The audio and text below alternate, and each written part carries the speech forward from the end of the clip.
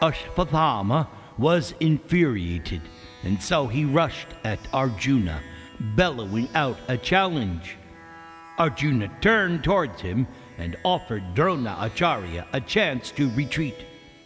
Ashvatthama, highly skilled in battle, then sent an arrow which cut Arjuna's ever-twanging bowstring.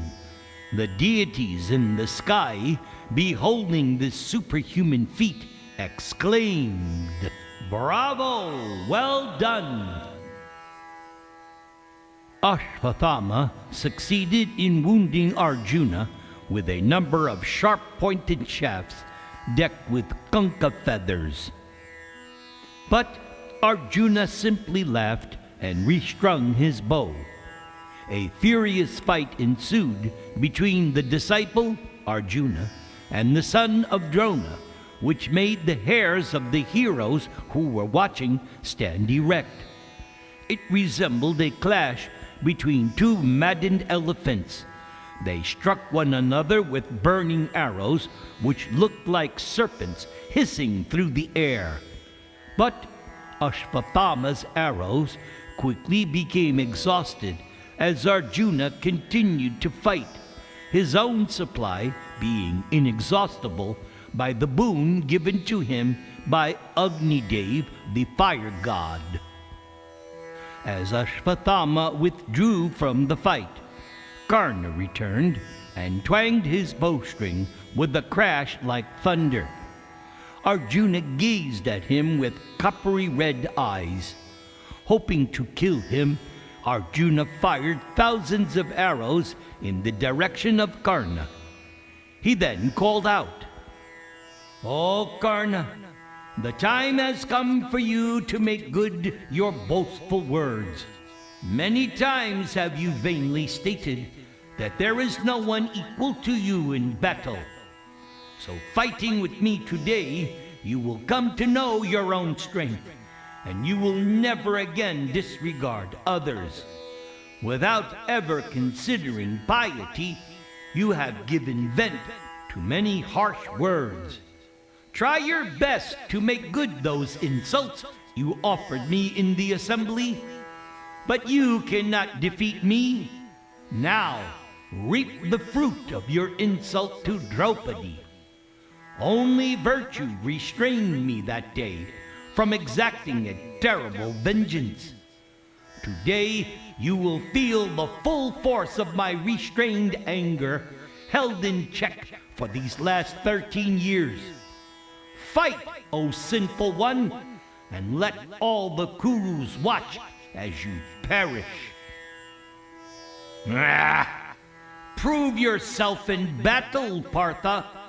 The world knows that your words exceed your deeds. As a result of your weakness and inability, the Kauravas have forced you to suffer. Do not bother to make any excuse. Now we will all see your power when I strike you with my irresistible weapons.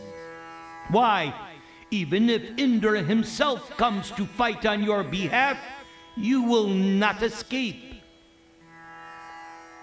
Oh, Karna, Karna, you have always fled from me, and thus you still live to utter these empty words.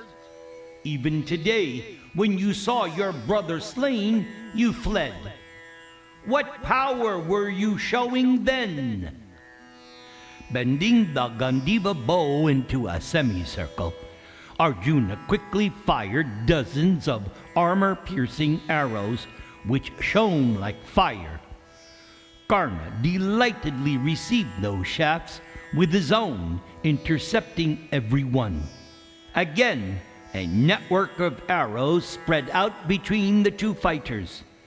Karna released searing shafts with unerring accuracy, piercing Arjuna's arms and hands. Unable to tolerate the attack, Arjuna cut Karna's bowstring with a crescent-headed arrow. Karna replied with a number of arrows, which made Arjuna lose hold of the Gandiva bow. Quickly regaining his composure, Arjuna sent razor-headed shafts at Karna, which cut his bow to pieces. Karna then took up a fresh bow and released a fierce steel arrow resembling a lance. But Arjuna was able to strike it down even as it left Karna's bow.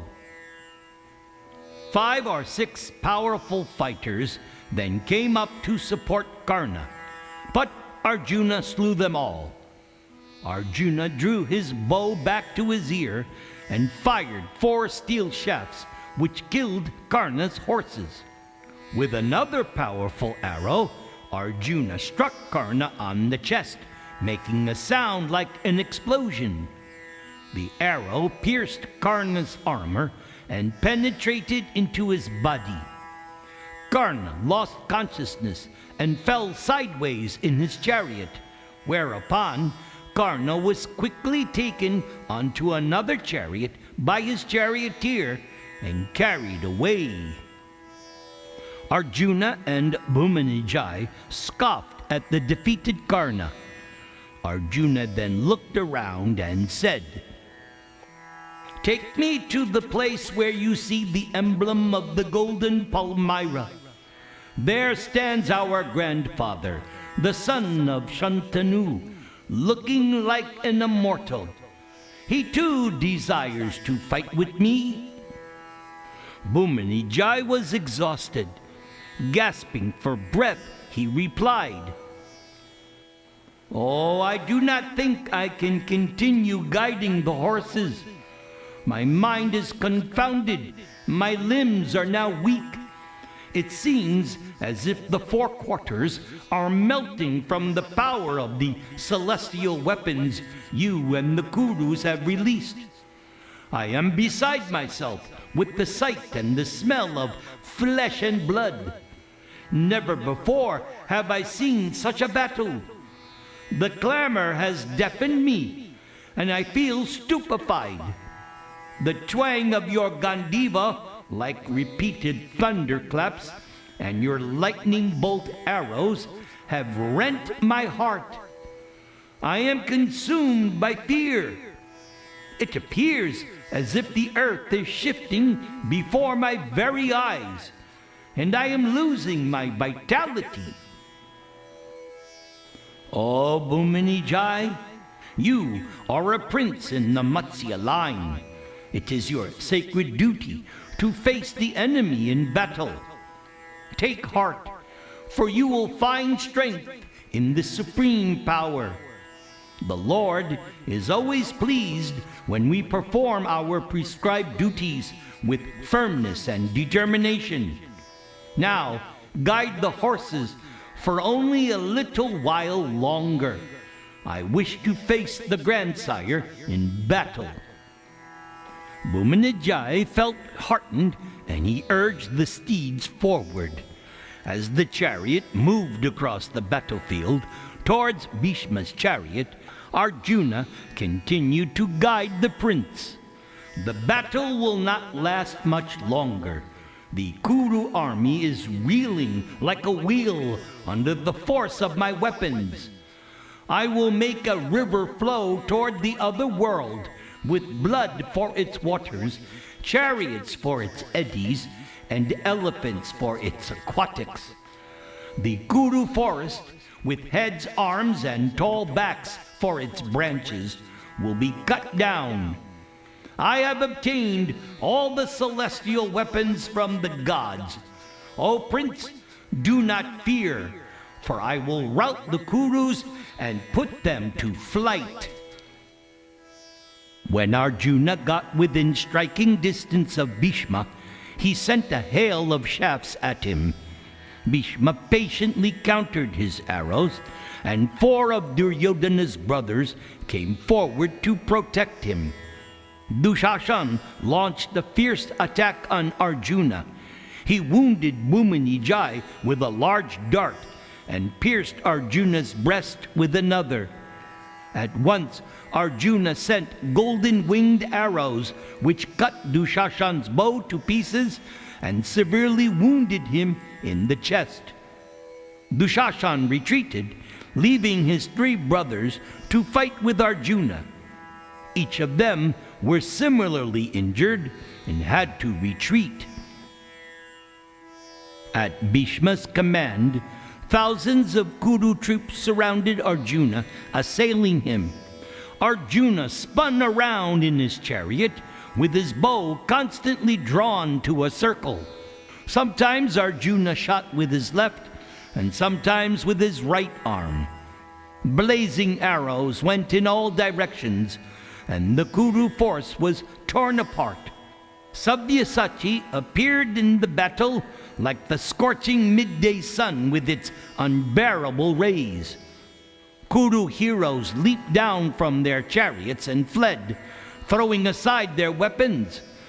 Horsemen turned and drove their horses away in terror. The Kurus retreated with difficulty, falling over the bodies of men, elephants, and horses.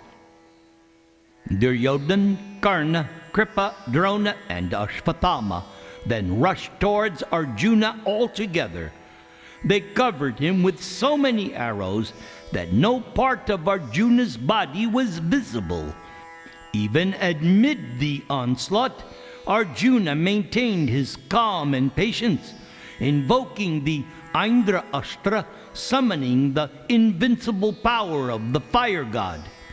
That weapon sent hundreds of thousands of flaming arrows and darts at the Kurus, driving them back. Then Arjuna saw Bhishma Dev standing before him on his chariot. Ganga's son was smiling.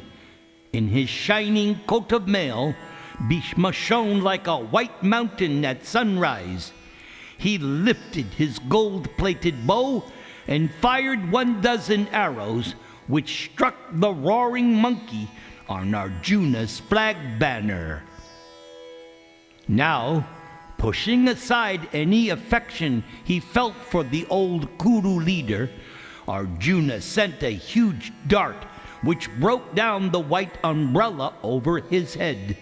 Arjuna quickly followed it with arrows which severed Bhishma's flagstaff and killed the 2 warriors protecting Bhishma's flanks. Arjuna wounded Bhishma's horses and brought his chariot to a halt. Now Bhishma was angry, and he began to invoke divine weapons. A massive hail of arrows, darts, and spears fell blazing from the sky. Instantly, Arjuna checked his attack with his own celestial missiles. Arjuna counterattacked Bhishma with volumes of arrows which sped towards him. Bhishma received Arjuna's assault like a hill receives a cloud.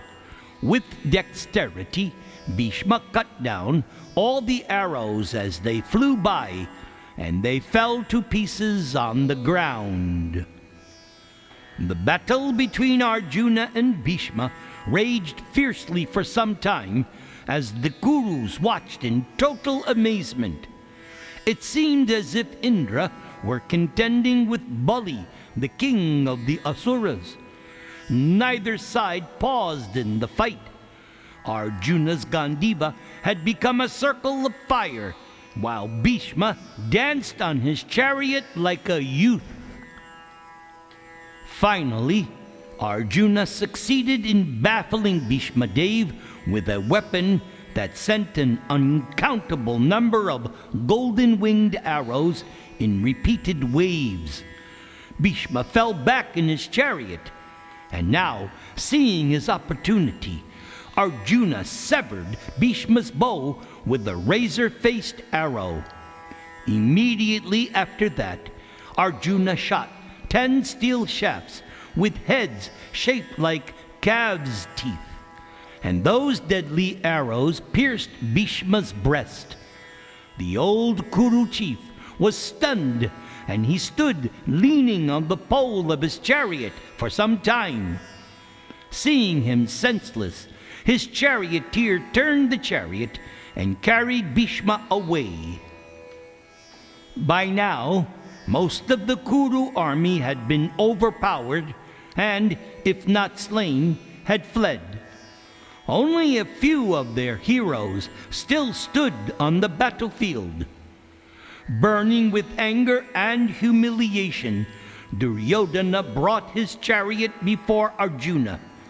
He threw a golden dart which struck Arjuna on his forehead. Blood gushed from his wound, and the son of Kunti looked like a mountain giving forth a stream of red lava. Arjuna struck Duryodhana with arrows which stung like poisonous snakes. The two cousins fought furiously, using all their martial skills. Then Duryodhana's brother Vikarna came to support him on an elephant.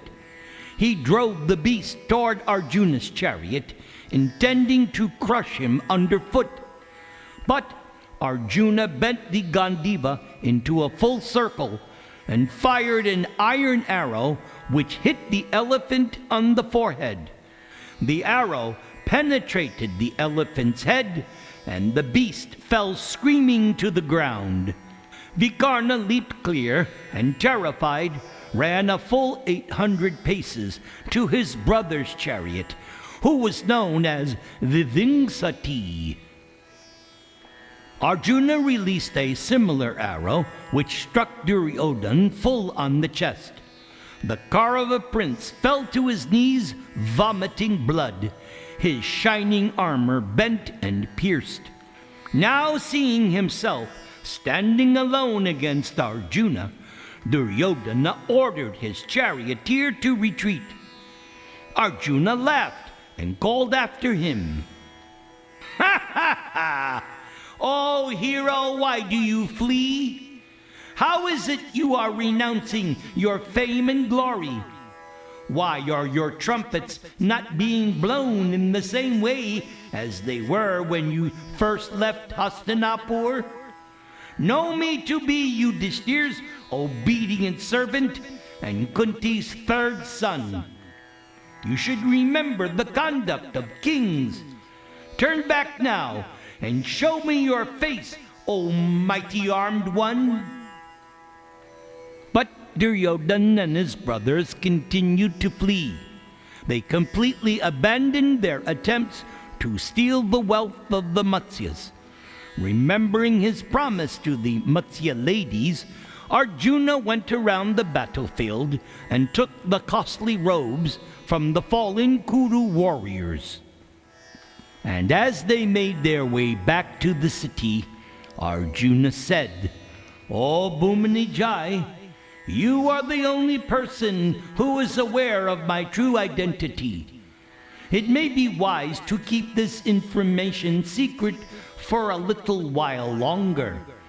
You should tell your father that it was you who routed the Kurus."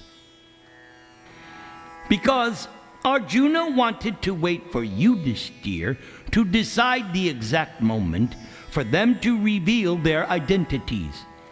Understanding this, Bhumini Jai replied, "Oh, I would not have had the power to achieve what you have achieved today, O Savyasachan, but I will not disclose your identity until you give me your permission." Arjuna then had the prince take the chariot back to the cremation ground. And when they arrived, Arjuna folded his palms toward Hanuman on his banner. The monkey flew up into the sky and vanished, and Arjuna hoisted the prince's lion banner once again. Arjuna replaced his weapons in the bundle high in the shami tree. Then, taking his place as the chariot driver, they headed back towards the city.